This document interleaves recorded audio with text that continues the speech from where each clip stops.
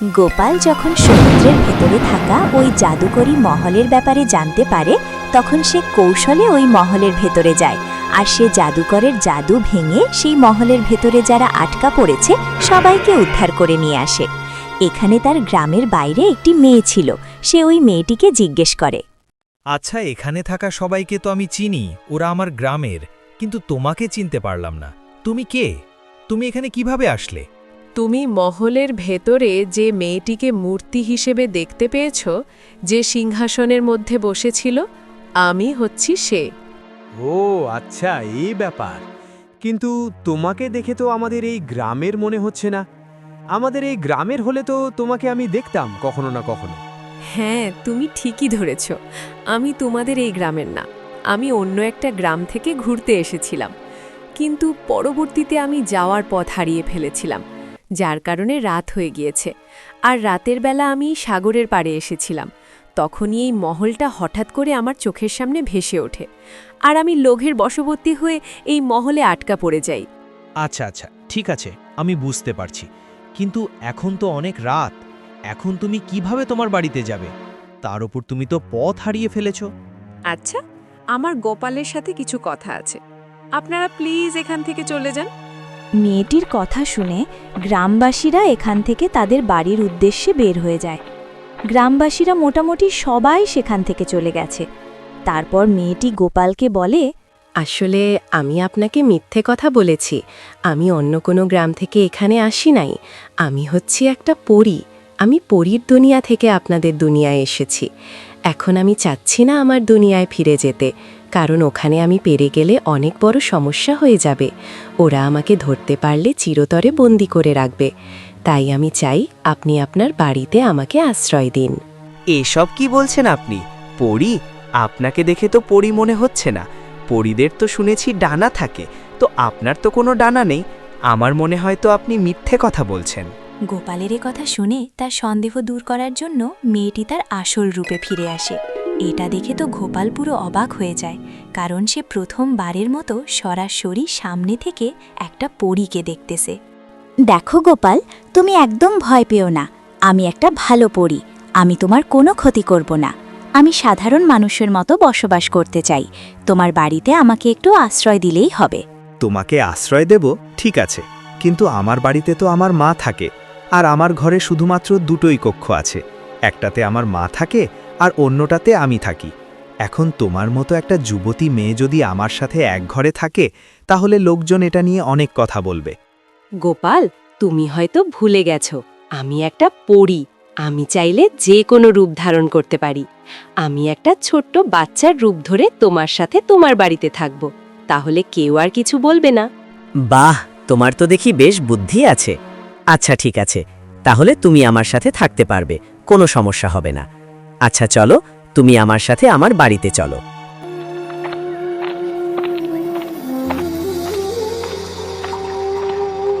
এরপর গোপাল ওই পরীটিকে তার সাথে করে নিয়ে তার বাড়ির উদ্দেশ্যে বেরিয়ে পড়ে।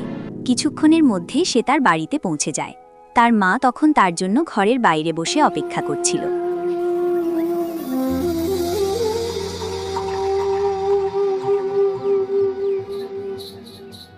কি রে বাবা গোপাল, আজকে এত লেট করে ফেললে? কোনো সমস্যা হয়নি তো? তোকে আগেই বলেছিলাম রাতের বেলা যাওয়ার দরকার নেই, কিন্তু তুই তো কোনো কথাই শুনিস না। আচ্ছা যাই হোক, তোর সাথে এই ছোট্ট মেয়েটিকে? মা, এই মেয়েটা একটা অনাথ মেয়ে, দুনিয়াতে ওর কেহ নেই। আমি দেখলাম জঙ্গলে মেয়েটা একা একা পড়ে কাঁদছে। তখন আমি ভাবলাম যে একে আমাদের সাথে আমাদের বাড়িতে নিয়ে আসে। সে যদি আমাদের সাথে থাকে তাহলে সে অনেক ভালো থাকতে পারবে। এভাবে জঙ্গলে পড়ে থাকাটা ওর জন্য নিরাপদ নয়। বাহ, বেশ ভালো কাজ করেছিস বাবা। এখন যা, ঘুমিয়ে পড়ো। পরদিন সকালে রীতিমতো গোপাল তার কাজের উদ্দেশ্যে বের হয়। তখন তার সাথে সেই পিচ্চি মেয়েটি, অর্থাৎ ওই পরীটিও বের হয়। এরপর চলতে চলতে তারা জঙ্গলের অনেক ভেতরে চলে আসে। সেখানে এসে গোপাল কাঠ কাটতে শুরু করে। হঠাৎ করে কুড়ালটি তার পায়ের মধ্যে লেগে যায়, আর তার পা কেটে রক্ত বের হতে লাগে। ওরে মারে, মরে গেলাম রে, আমার পা কেটে গেছে, কতখানি কেটে গেছে, রক্ত বেরোচ্ছে, আমার পাটা তো মনে হচ্ছে ফেলে দিতে হবে। আরে গোপাল, তুমি তো বাচ্চাদের মতো কান্না করছো। আচ্ছা, তুমি কান্না বন্ধ করো, আমি এটা ঠিক করে দিচ্ছি।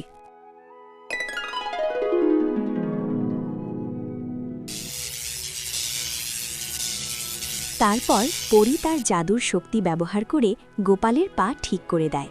গোপালের পায়ে একদম মিশে গেছে, মনে হচ্ছে না যে এখানে কোনো কিছু হয়েছে বা কাটা গেছে। আরে বাহ, তুমি এটা কিভাবে করলে? আমার পায়ের ব্যথা তো একদম শেষ হয়ে গেছে। আর দেখো, আমার পাটা যে কাটা গেছিল এটা একদম মিশে গেছে। তুমি তো বেশ কাজের। তোমার কাছে এত শক্তি থাকার পরও তুমি তোমাদের দুনিয়া ছেড়ে আমাদের দুনিয়ায় পড়ে আছো। আরে গোপাল, বাদ দাও এসব। তোমাদের দুনিয়ায় আমি কেন পড়ে আছি এটা তুমি আস্তে ধীরে বুঝে যাবে। আচ্ছা, তুমি এখানে কাঠ কাটার দরকার নেই। একটা কাজ করো, আমি তোমাকে অনেকগুলো কাঠ দিয়ে দিচ্ছি, তুমি এখনো নিয়ে নাও। এরপর পরী তার জাদুর মাধ্যমে অনেকগুলো কাঠের ঘড়ি তার সামনে হাজির করে। এগুলো দেখে তো গোপাল রীতিমতো অবাক হয়ে যায়। আরে বাহ, তুমি তো কেবল একের পর এক চমক দেখেই যাচ্ছ। এভাবে কাঠ পেতে থাকলে তো আমাকে আর কষ্ট করে কাঠ কাটতেই হবে না।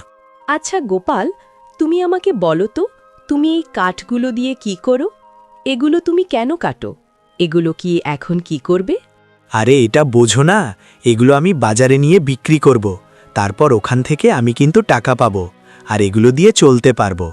তারপর গোপাল আর কিছু না বলে এক ফুটলি কাঠ তার মাথায় তুলে নেয়, তারপর বাজারের দিকে হাঁটতে শুরু করে। আরে গোপাল, তুমি এখনো মাথায় করে কষ্ট করে নিয়ে যাচ্ছ কেন? আরে মাথায় করে না নিলে কিভাবে নিয়ে যাব বলো তো? আমাকে তো মাথায় করে নিয়ে যেতে হবে।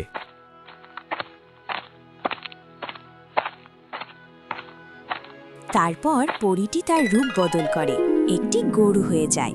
তারপর সে বলে, গোপাল, তুমি একটা কাজ কর, এবার এই কাঠের ঘাটটি আমার পিঠের উপর তুলে দাও, আমি এই কাঠের ঘাটটিগুলো তোমাকে বাজার অবধি নিয়ে দেব।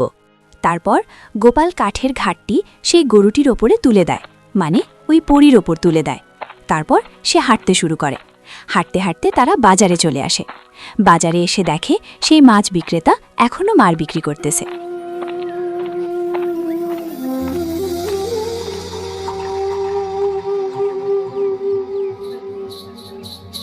আরে রমেশ ভাই, আজকে তো দেখছি আপনি আমার আগেই চলে এসছেন।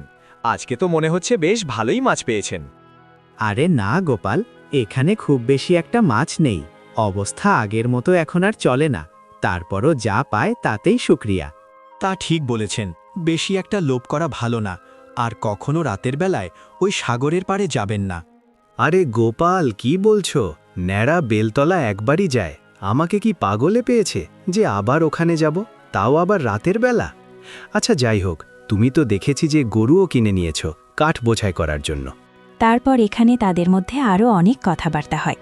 গোপাল তার কাঠগুলো বিক্রি করে সেই গরুটাকে নিয়ে তার বাড়ির দিকে ফিরে যায়। যখনই তারা তাদের বাড়ির কাছাকাছি চলে আসে, তখনই পরীটি গরুর রূপ থেকে সে বাচ্চা রূপে চলে আসে, আর দুজনেই তাদের বাড়িতে চলে যায়।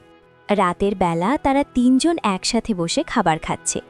খাবার খাওয়া শেষে গোপাল বাচ্চাকে নিয়ে তার রুমে চলে যায়, আর তার মা অন্য রুমে শুয়ে পড়ে। তখন ওই পরীটি গোপালকে বলে,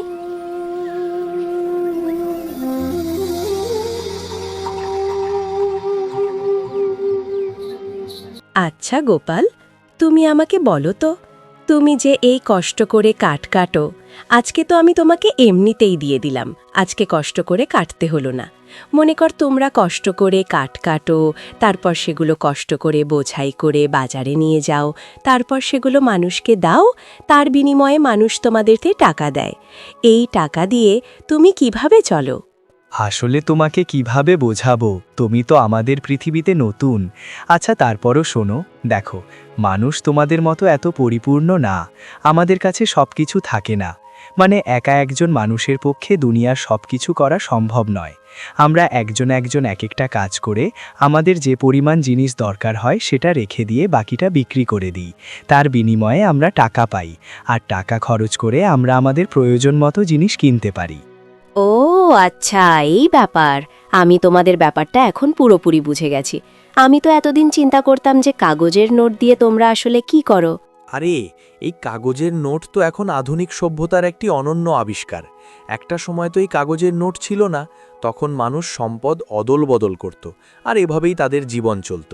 কিন্তু এটা ছিল একটু কঠিন এবং কষ্টসাধ্য ব্যাপার। এই কারণে জিনিসটা এখন উন্নতি হতে হতে কাগজের নোট অবধি আসছে।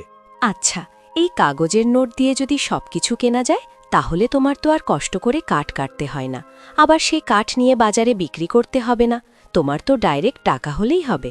আরে ডাইরেক্ট টাকা কোত্থেকে আসবে? কোনো একটা কাজ করতে হবে বা কিছু একটা করতে হবে, সেটা বিক্রি করে তো টাকা পাবো। তারপর পরী তার কারিশমা দেখায়। সে তার মন্ত্র বলে সেখানে একটি সোনার হাড়ি নিয়ে আসে। গোপাল, দেখো, এটি একটি সোনার হাড়ি। তোমার এখন এটাই হলে হবে। তোমাকে আর কষ্ট করে কাঠ কাটতে হবে না, সেগুলো নিয়ে বাজার বিক্রি করতে হবে না। এখন তুমি এটার মাধ্যমে তোমার জীবন পুরোটা কাটিয়ে দিতে পারবে আর তোমার সকল প্রয়োজন মেটাতে পারবে। আরে তুমি কি বলছো? আমি এই সোনার হাড়িটাকে বিক্রি করে দেব? এই সোনার হাড়িটা যদি আমি বিক্রি করতে চাই, তাহলে তো রাজামশাই বলবে যে এটা তার খাজানা থেকে চুরি করা। আরে বোকা, আমি তোমাকে কখন বললাম যে আর এটা নিয়ে বিক্রি করে দিতে? তুমি যখন এই হাড়িটাতে হাত দেবে কিংবা এটা যদি উল্টো করে ধরো, তাহলে এটা থেকে টাকা পড়বে, টাকা যেটা দিয়ে তুমি তোমার প্রয়োজনের সকল জিনিসগুলো নিতে পারবে। আরে কি বলছো? সত্যি এরকমটা হয় নাকি?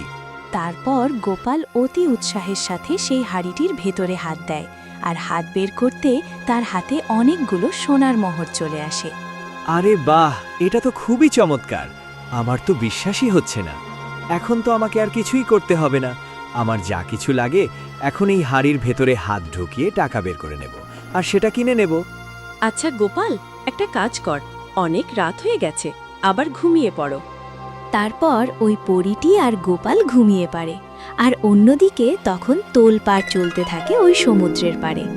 আবারও সেই মহলটিকে বেশে উঠতে দেখা যায়।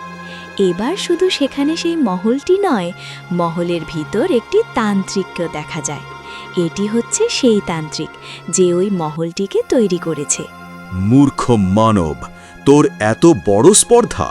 তোর কারণে আমার শত বছরের সাধনা ব্যর্থ হয়ে গেছে। আমি তোকে এভাবে ছাড়ব না। তোর কপালে খুব দুঃখ আছে। আর ওই পরী, তুই অন্য দুনিয়া থেকে এ দুনিয়ায় এসে আমার প্ল্যান সব ভেস্তে দিয়েছিস। এরপর তান্ত্রিকটি একটি জাদুর আয়নার মধ্যে দেখতে থাকে গোপাল আর পরীটি এখন কোথায় আছে। তার আয়নার মধ্যে পরিষ্কার দেখা যাচ্ছিল গোপাল আর ওই পরীটি রাতে একই ঘরে ঘুমাচ্ছে। আরে বাহ, আমার রাতের ঘুম হারাম করে তোরা এখন আরামে ঘুমোচ্ছিস। তোদের এই ঘুম আর দীর্ঘস্থায়ী হবে না। আমি আসছি তোদের ঘুম হারাম করতে। তারপর তান্ত্রিকটি গোপাল আর ওই পরীটির উদ্দেশ্যে বের হয়ে পড়ে। তো বন্ধুরা, 2 নাম্বার পর্ব এখানেই শেষ। 3য় পর্ব দেখতে হলে কমেন্টের পরবর্তী লেখে কমেন্ট করো।